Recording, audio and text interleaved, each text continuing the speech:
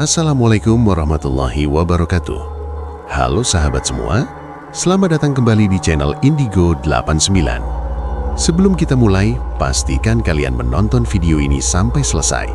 Karena cerita malam ini bukan tentang pendakian biasa. Pernah dengar cerita tentang orang yang turun gunung, tapi tidak pernah benar-benar pulang? Gunung Slamet dikenal tenang, ramah. Banyak pendaki bilang gunung ini aman. Tapi malam itu 3 orang naik dan hanya 2 yang kembali. Yang lebih mengerikan, yang hilang masih ikut turun. Jam selalu berhenti di waktu yang sama. Langkah kaki terdengar setiap pukul 2:12 dan bayangan tidak selalu mengikuti tubuhnya. Bayangkan, kamu sudah berada di rumah tapi masih mencium bau tanah basah.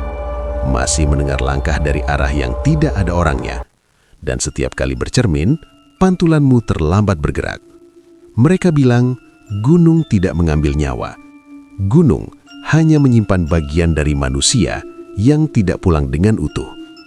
Dan malam ini, aku akan ceritakan apa yang sebenarnya terjadi di jalur yang tidak pernah ada di Gunung Slamet.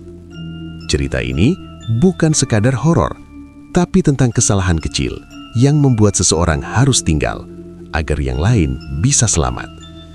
Kalau kamu baru pertama kali di channel ini, jangan lupa subscribe Indigo 89. Nyalakan lonceng notifikasi, karena setiap malam kami menghadirkan cerita horor, kisah mistis, dan pengalaman nyata yang tidak semua orang berani menceritakannya. Dan untuk kamu yang sudah subscribe, siapkan dirimu, karena cerita ini akan membuatmu bertanya di akhir nanti. Yang kembali itu, benar-benar manusia atau hanya tubuh yang diizinkan pulang? Mari kita mulai ceritanya.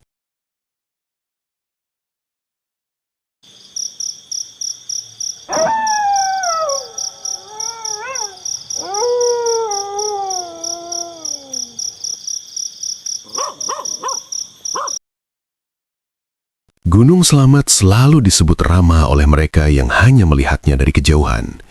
Puncaknya berdiri tenang, hutan lebatnya tampak damai, dan jalur pendakiannya sering disebut aman. Namun mereka yang pernah benar-benar masuk ke dalamnya tahu satu hal, Slamet tidak pernah benar-benar sepi. Kami bertiga tiba di base camp menjelang sore. Langit kelabu, udara lembab, dan kabut tipis menggantung rendah, seolah gunung sedang menahan nafas. Namaku Dimas, bersamaku ada Ardi dan Bagas. Pendakian ini seharusnya biasa, sekedar melepas penat, tidak ada niat mencari sensasi, apalagi melanggar aturan. Namun, sejak awal, ada sesuatu yang terasa salah. Penjaga base camp, seorang pria tua dengan wajah keras dan mata cekung, menatap kami satu persatu saat mencatat nama. Tangannya berhenti lama di kolom jumlah anggota. "Bertiga?" tanyanya tanpa menoleh. "Iya, Pak," jawab Bagas. Pria itu mengangguk pelan lalu berkata lirih, "Kalau nanti di atas, kalian merasa jumlahnya bertambah, jangan dihitung." Aku tertawa kecil, mencoba mencairkan suasana.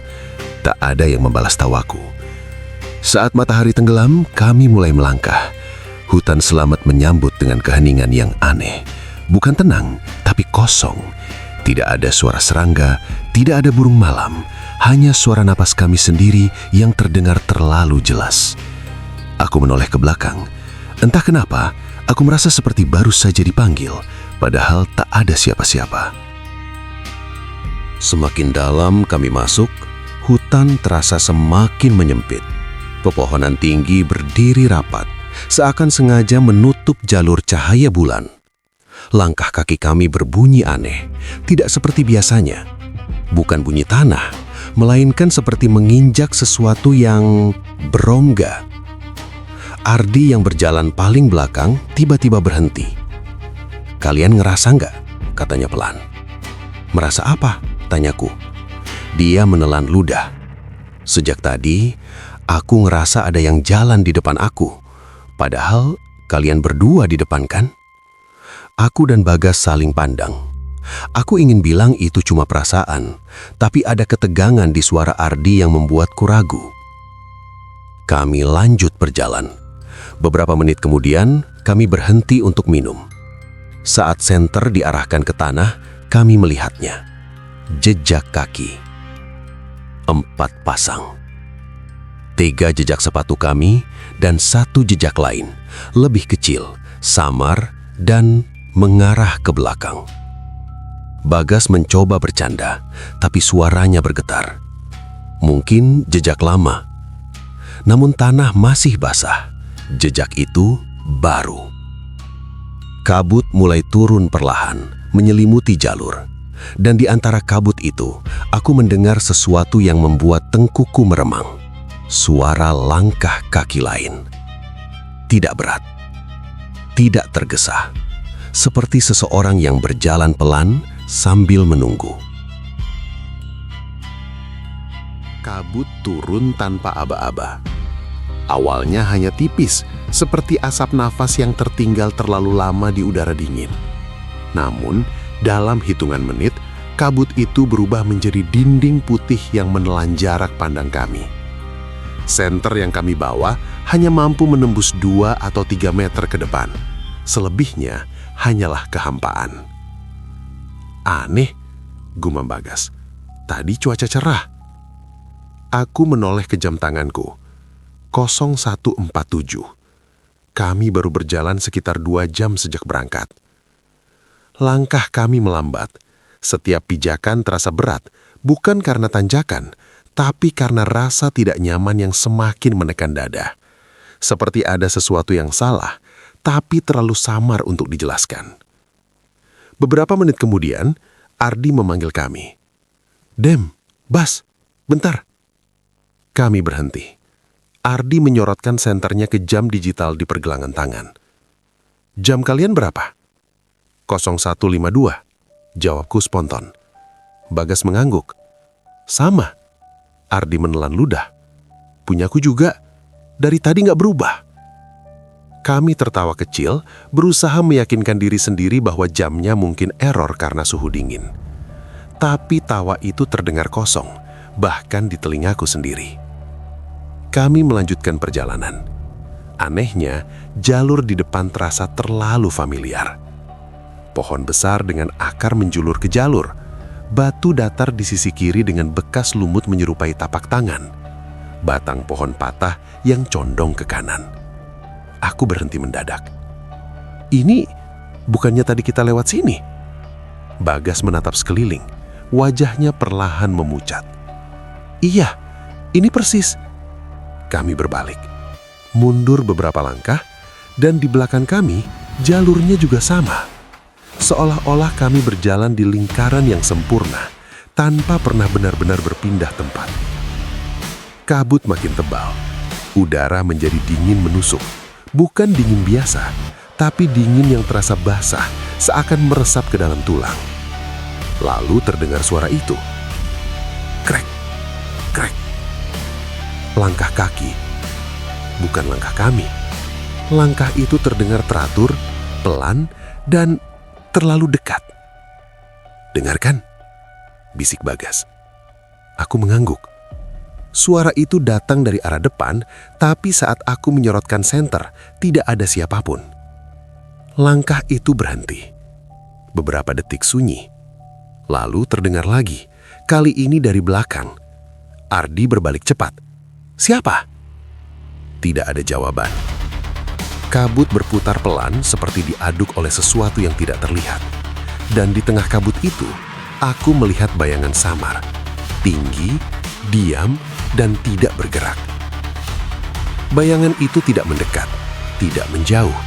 Hanya berdiri, seolah-olah menunggu kami sadar akan kehadirannya. Dadaku terasa sesak. Aku ingin berteriak, tapi suaraku seperti tertahan di tenggorokan. Tiba-tiba, Ardi menggenggam lenganku kuat-kuat. "Dim," suaranya bergetar. "Kita dari tadi bertiga kan?" Pertanyaan itu membuat bulu kuditku berdiri. "Maksud kamu?" Ardi menunjuk ke depan. "Kalau bertiga, itu siapa yang jalan paling depan?" Aku dan Bagas menoleh bersamaan. Di depan kami, beberapa meter dari posisi terakhir Bagas tadi berdiri, terlihat sosok lain. Siluetnya samar, tertutup kabut. Posturnya seperti pendaki, membawa carrier, berjalan pelan, kepalanya sedikit menunduk. Aku mencoba menghitung nafas.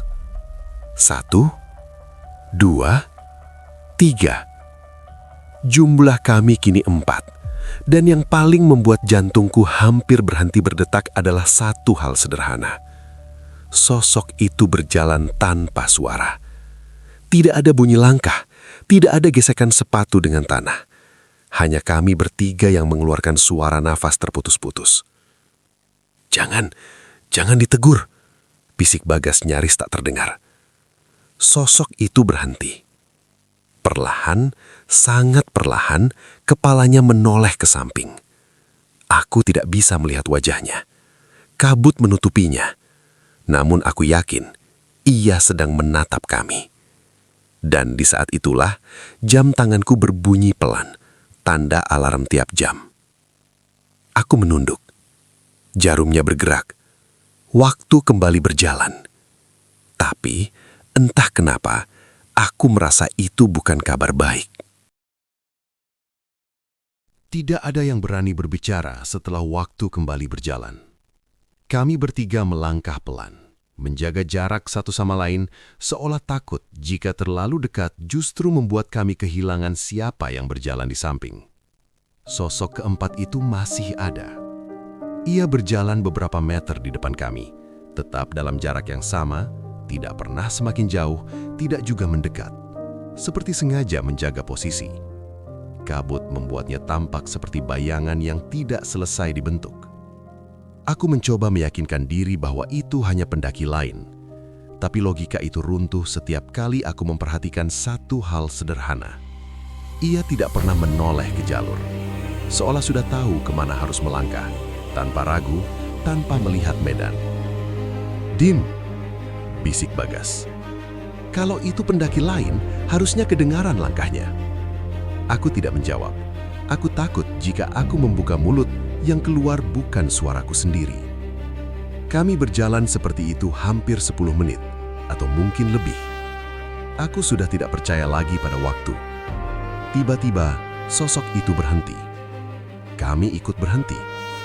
Kabut di sekelilingnya berputar lebih cepat, seperti ada pusaran kecil yang hanya mengelilingi tubuhnya. Aku merasakan tekanan di telinga, seperti saat berada di ketinggian ekstrim. Lalu terdengar suara. Pelan, serak, tapi jelas. "Kok capek?" Suara itu bukan suara orang dewasa, itu suara anak kecil.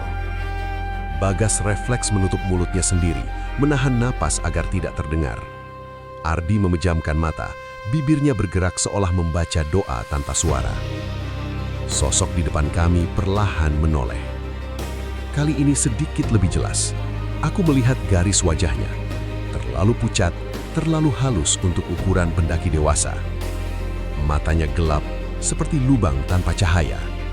Dan saat ia berbicara lagi, suaranya terdengar di banyak arah sekaligus. "Mas Ardi, jangan ditinggal." Ardi tersentak keras.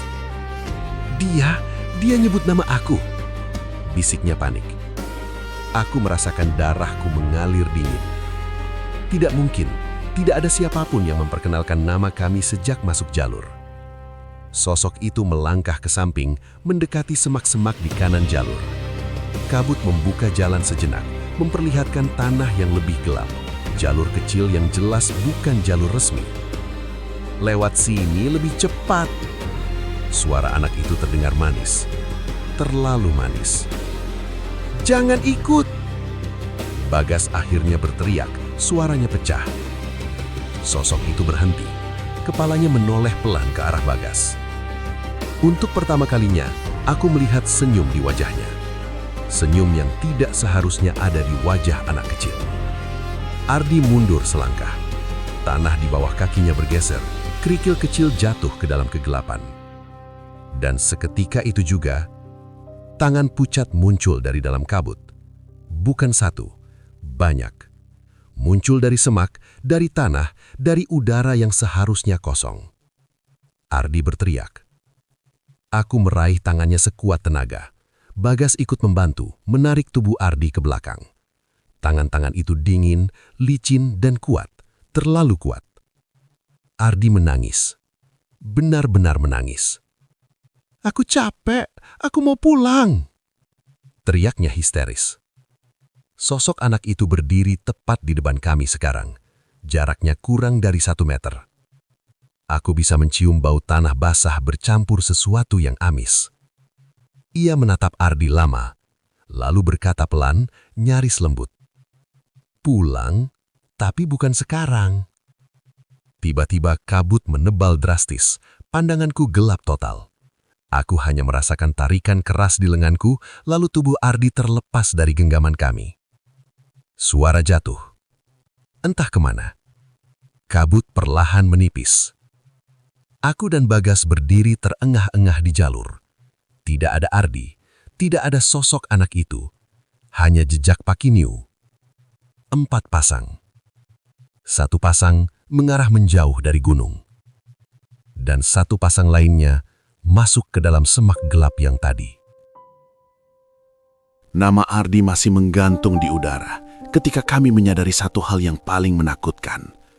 Gunung ini tidak menjawab panggilan kami. "Ardi!" Suara Bagas pecah, memantul ke kabut, lalu mati begitu saja.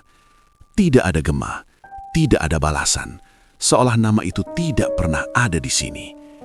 Aku berdiri kaku, menatap jalur kosong di depan. Baru beberapa detik lalu, Ardi ada di antara kami, hidup, bernafas, gemetar ketakutan. Sekarang, hanya jejak kaki yang menuju kegelapan. Bagas menatapku dengan mata merah. "Kita harus nyari dia." Aku ingin mengangguk, tapi seluruh tubuhku menolak. Naluri terdalamku berteriak, yang pergi itu sudah melewati batas. Namun, rasa bersalah lebih keras dari rasa takut. Kami menuruni semak itu. Tanah di jalur tak resmi itu lebih lembab, lebih lunak, seperti sering diinjak tapi tidak pernah dilalui. Setiap langkah terasa tenggelam, seolah tanah mencoba menelan kaki kami perlahan. Semakin jauh kami masuk, udara berubah. Tidak hanya dingin, tapi berat. Bernafas terasa seperti menghirup sesuatu yang bukan udara. "Dim," Bagas berbisik, hampir menangis. "Ini jalur kemana?" Aku menggeleng. Senter kami mulai redup, cahayanya seperti disedot kegelapan. Lalu kami melihat sesuatu di tanah. Tas carrier Ardi. Tergeletak rapi, disandarkan ke batu. Tidak rusak, tidak sobek, seperti sengaja ditinggalkan. "Ardi!" teriakku. Balasannya datang. "Aku di sini." Suara itu terdengar terlalu dekat. Kami berbalik cepat. Tidak ada siapa-siapa. Suara itu bukan dari depan, bukan dari belakang, tapi dari dalam kepala kami sendiri. Bagas jatuh terduduk, menutup telinganya. "Berhenti, tolong berhenti." Aku berusaha menariknya berdiri, tapi saat itulah aku menyadari sesuatu yang lebih mengerikan. Jam tanganku kembali menunjukkan waktu yang sama, 2:12. Kami kembali terjebak, dan kali ini kabut itu tidak turun. Kabut itu sudah menjadi bagian dari hutan. Dari balik pepohonan, aku melihat bayangan-bayangan berdiri. Bukan satu, banyak. Semua diam, semua menghadap ke arah kami. Aku menyadari pola yang membuat kakiku lemas. Mereka membentuk lingkaran, kami di tengahnya. Salah satu bayangan melangkah maju, posturnya ku kenal. "Dim," katanya pelan. Suara Ardi. Tubuhnya muncul dari balik kabut, lengkap, tidak luka. Tapi ada yang salah. Carriernya tidak ada. Sepatunya bersih, tidak ada tanah, tidak ada lumpur. Dan matanya kosong. "Ayo balik," katanya datar. "Di sini nggak capek." Bagas menjerit, "Itu bukan Ardi!" Aku ingin percaya itu, tapi sosok itu tersenyum. Senyum yang sama seperti Ardi saat bercanda dulu. Ia melangkah mendekat. Setiap langkahnya, bayangan-bayangan lain ikut bergerak sedikit, seperti penonton yang menunggu akhir pertunjukan. "Dim, Bas," Ia menyebut nama kami satu persatu. Aku udah izin. Masa kalian gak mau nemenin? Aku mundur, kakiku tersandung akar. Saat itulah aku melihat sesuatu di balik punggungnya. Bayangan anak kecil. Kepalanya miring, tersenyum. Yang capek, boleh istirahat di sini. Bagas berdiri tiba-tiba, menarik lenganku. Lari! Kami berlari tanpa arah, menabrak semak, terjatuh, bangkit lagi. Di belakang kami, suara langkah terdengar. Kali ini banyak. Tangisan, tawa pelan, bisikan doa yang salah urutan. Dan di antara semua itu, suara Ardi terus memanggil. Jangan ninggalin aku. Aku tidak tahu berapa lama kami berlari. Aku hanya tahu satu hal, saat akhirnya kami terjatuh ke jalur utama. Kami berdua kembali. Dan sesuatu tetap tinggal di belakang. Kami tergeletak di jalur utama seperti dua orang yang baru dilempar kembali oleh gunung. Napas tersengal, tenggorokan kering, dan tubuh gemetar tanpa bisa dikendalikan. Kabut sudah tidak setebal sebelumnya, tapi hutan terasa berbeda. Bukan lebih aman, justru lebih sadar akan keberadaan kami. Bagas tertawa kecil, histeris. Kita selamat, Dim. Aku ingin mempercayainya, namun saat aku menoleh ke belakang, jantungku langsung terjun bebas. Ada satu sosok berdiri di sana, beberapa meter dari kami. Diam, menatap. Bas, suaraku hampir tidak keluar. Jangan panik. Bagas mengikuti arah tatapanku. Tubuhnya kaku seketika. Sosok itu melangkah maju ke cahaya senter. Itu Ardi. Lengkap, utuh, tidak ada luka. Ia tersenyum kecil, senyum yang sangat kukenal. Kalian lari cepet banget, katanya santai. Ditinggal gitu aja?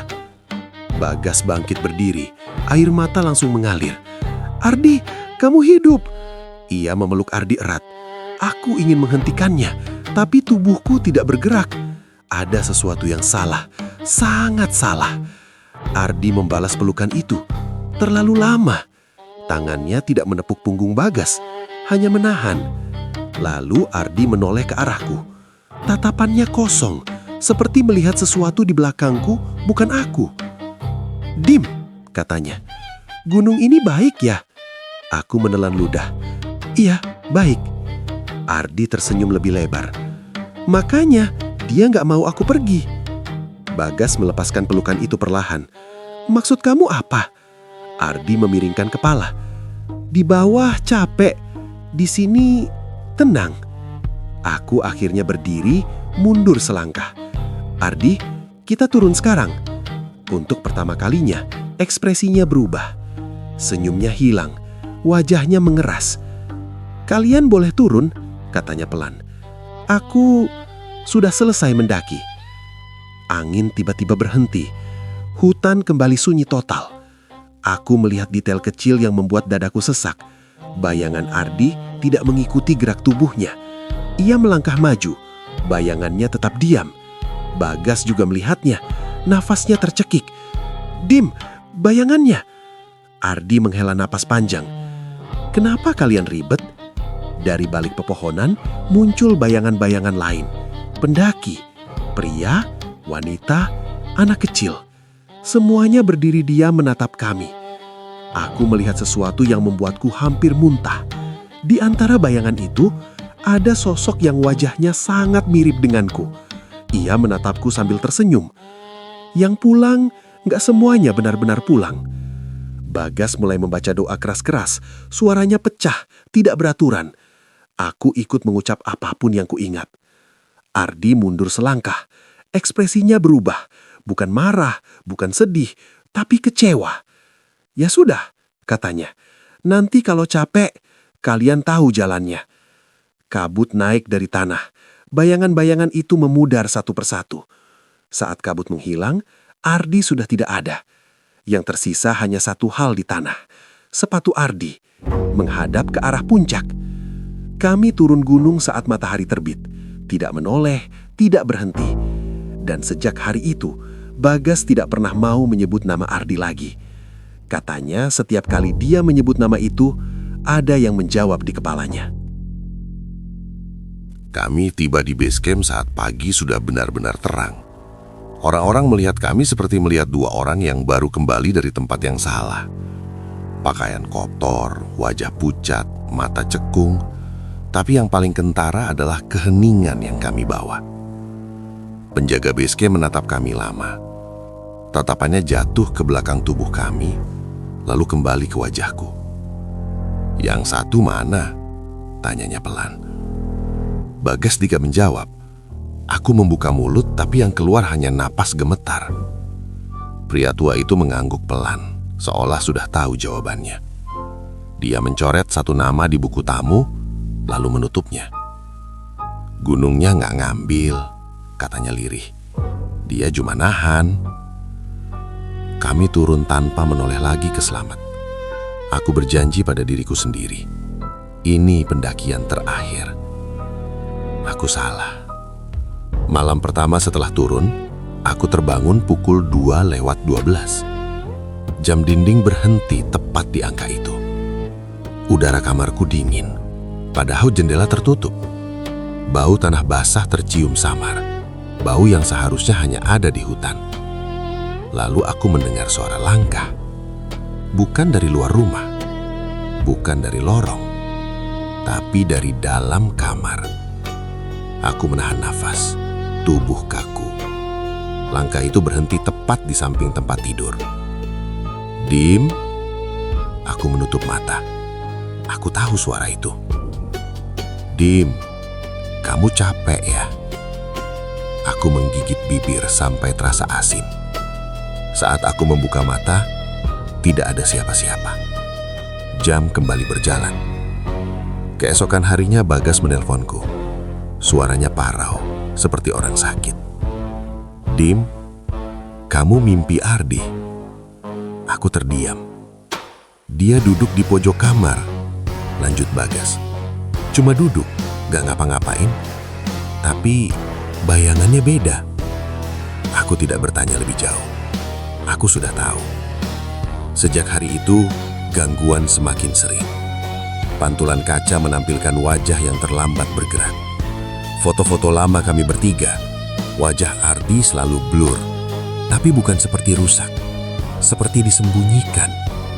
Dan setiap pukul 2:12, udara berubah. Suatu malam, aku mendengar ketukan di pintu.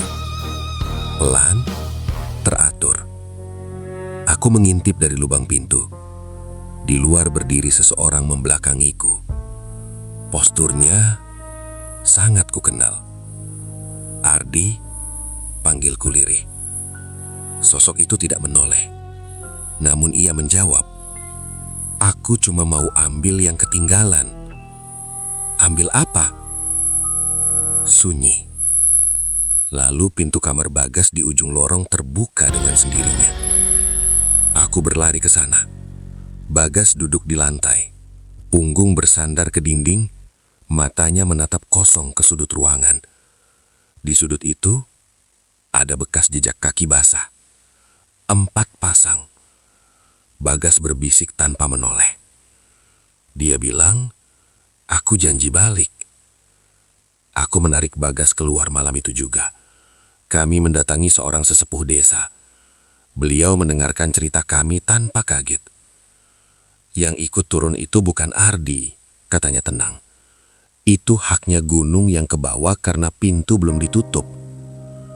"Gimana nutupnya?" tanyaku putus asa. Sesepuh itu menatapku lama. "Satu dari kalian harus pamit dengan benar." Malam itu, aku berdiri sendirian di kaki Gunung Slamet, membawa satu pasang sepatu yang tidak pernah kami kuburkan. Aku menunduk, menahan gemetar. "Aku pulang," kataku pelan. "Aku izin, dan aku minta maaf."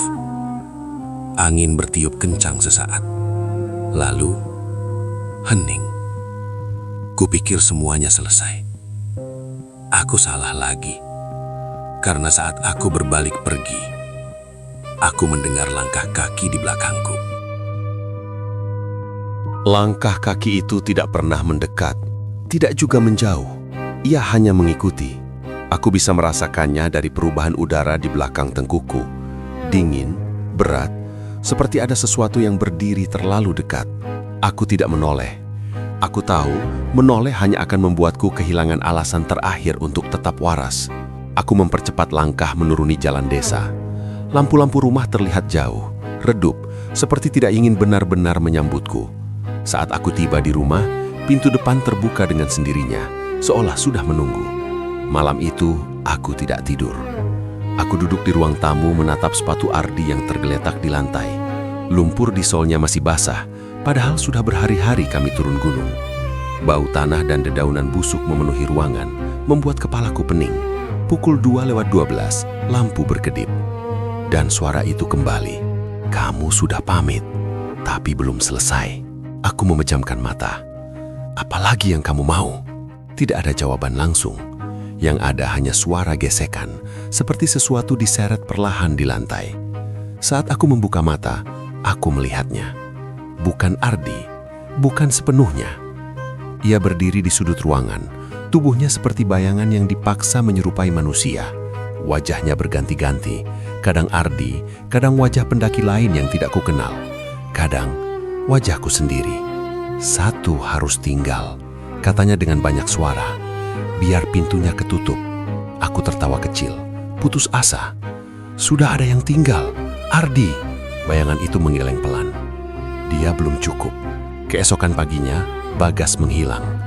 Tidak ada pesan, tidak ada jejak. Aku menemukannya sore hari di rumahnya, duduk diam menghadap tembok. Di depannya ada tas carrier, tas yang sama seperti yang dipakai Ardi saat mendaki. Bagas menoleh saat aku masuk. Matanya kosong. Dim, aku dengar suara langkah. Aku meraih bahunya. Bas, kita ke orang pintar, sekarang. Ia senyum lemah. Sudah. Ia membuka telapak tangannya. Di sana tergeletak tali karmantel. Dia bilang, ini lebih cepat. Aku mundur selangkah, jantungku seperti diremas. Jangan bodoh. Bagas berdiri perlahan. Kalau aku nggak balik, kamu harus lupain namaku. Aku menangis, berteriak, memohon. Tapi di saat bersamaan, aku mendengar suara langkah lain di belakangku. Langkah yang semakin dekat. Bagas menoleh ke arah suara itu. Wajahnya berubah tenang. Dia datang, katanya. Lampu mati. Saat lampu menyala kembali, Bagas sudah tidak ada. Hanya tas carrier dan tali yang tergeletak rapi. Malam itu hujan turun deras. Aku kembali ke kaki Gunung Selamat, sendirian, membawa semua barang milik Ardi dan Bagas. Aku membakarnya satu persatu. Aku tidak naik, kataku gemetar. Aku tidak ikut, aku tinggal di bawah. Api berkobar tinggi, angin berputar, dan untuk pertama kalinya sejak pendakian itu, aku mendengar suara gunung, menghela nafas. Aku jatuh terduduk, menangis sampai pagi. Kupikir semuanya selesai. Namun saat aku bangun, di tanah basah di sekelilingku, ada 3 pasang jejak kaki. 1 mengarah ke gunung, 2 mengarah ke bawah, dan 1 berhenti tepat di belakangku. Aku turun gunung sebelum matahari benar-benar terbit. Langkahku ringan, terlalu ringan, seperti tubuhku tidak sepenuhnya menyentuh tanah. Aku tidak tahu apakah itu karena kelelahan atau karena sebagian diriku memang sudah tertinggal di sana. Desa masih sepi, ayam belum berkokok, orang-orang masih tidur.